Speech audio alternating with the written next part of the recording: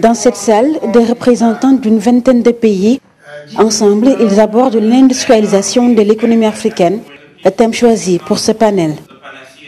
Effectivement, nous sommes assez bien placés pour effectivement parler de ces défis de l'industrialisation qui sont nombreux, qui sont d'ordre financier, qui concernent aussi la question de la compétitivité des entreprises dont nous avons parlé, la question aussi de la gouvernance, bien entendu, qui reste une question très importante. Non seulement je parle de la gouvernance ici au niveau, je dirais, un peu politique, social, mais également aussi au niveau de la gouvernance économique également.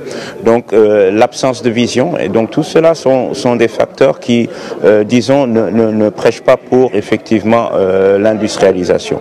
Mais en même temps, ce que je dois dire, c'est que ce sont des facteurs qui peuvent être, bien entendu, améliorés et qui peuvent être corrigés. Des matières premières transformées en Afrique, cela permettrait aux économies du continent de mieux se relancer, mais il faudra miser sur la compétitivité. Pour pouvoir parler d'industrialisation, il faut en effet que les entreprises manufacturières deviennent compétitives. Et pour qu'elles soient compétitives, il y a certaines mesures qu'il faut mettre en place, essentiellement au niveau des coûts de facteurs de production. Donc un coût de facteur important, par exemple, c'est l'énergie, l'électricité. Donc il faut travailler à réduire le coût de l'électricité pour les entreprises manufacturières.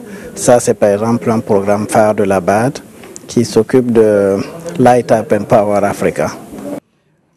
Pour ce deuxième jour de la conférence internationale sur l'émergence de l'Afrique, d'importants et riches échanges ont eu lieu entre différents pays, particulièrement avec le modèle japonais et chinois.